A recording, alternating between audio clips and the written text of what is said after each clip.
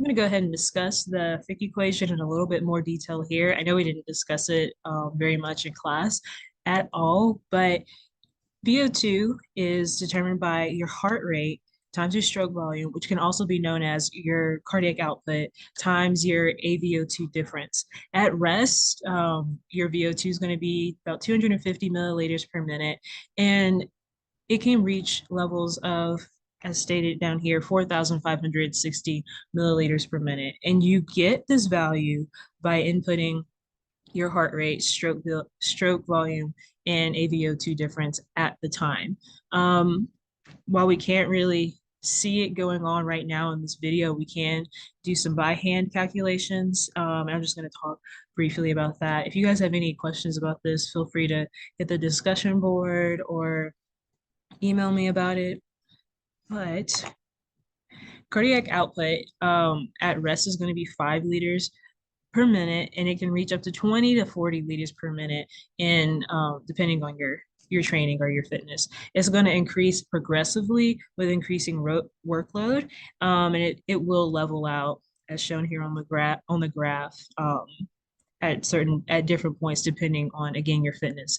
This is a primary determinant of VO2 max.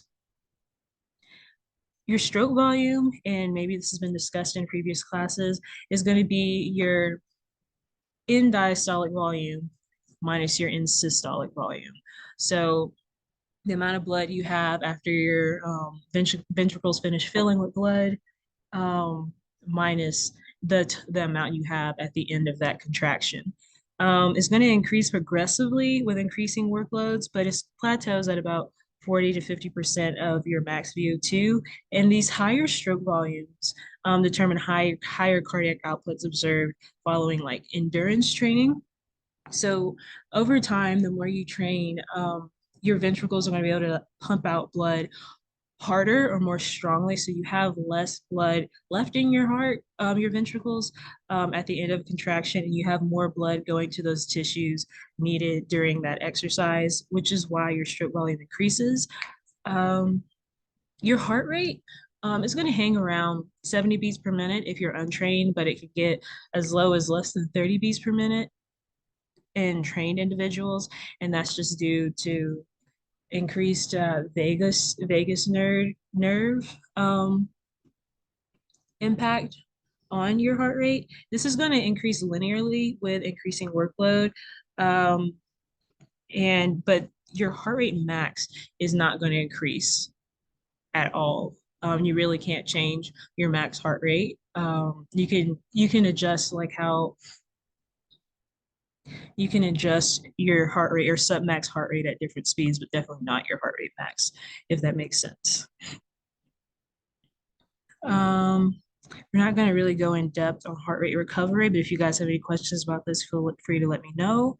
But really going to touch on AVO2 difference. Your blood is going to deliver just the right amount of oxygen for whatever you're doing. So it's shown here, this 5 milliliters per deciliter at rest, and also this could be written as 5 milliliters over 100 milliliters.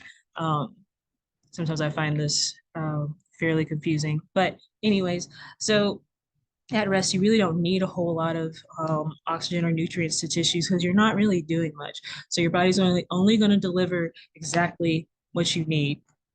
It's not going to dump out all of the oxygen in the arteries into the tissue itself. It's only going to give it what it needs. We can go into so much detail on that, but over time, and even due to training, once you train yourself to deliver more oxygen to those tissues, this AVO2 difference can increase. So blood coming into the tissues delivers oxygen and nutrients, but it delivers more because you need more because you're in a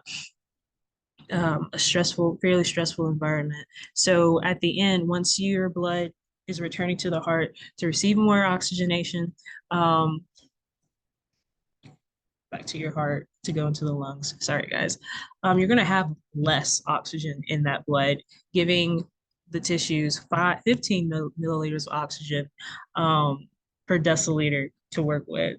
And muscle oxygen extraction may increase about 10% following endurance training, which is really awesome. So some adaptations to aerobic training include increased blood flow to active muscles. It's kind of like as stated here, your body's going to deliver what you need to those tissues when you need it, and it's not going to give you more than that. Um, your body also becomes a little bit more efficient in blood flow distribution.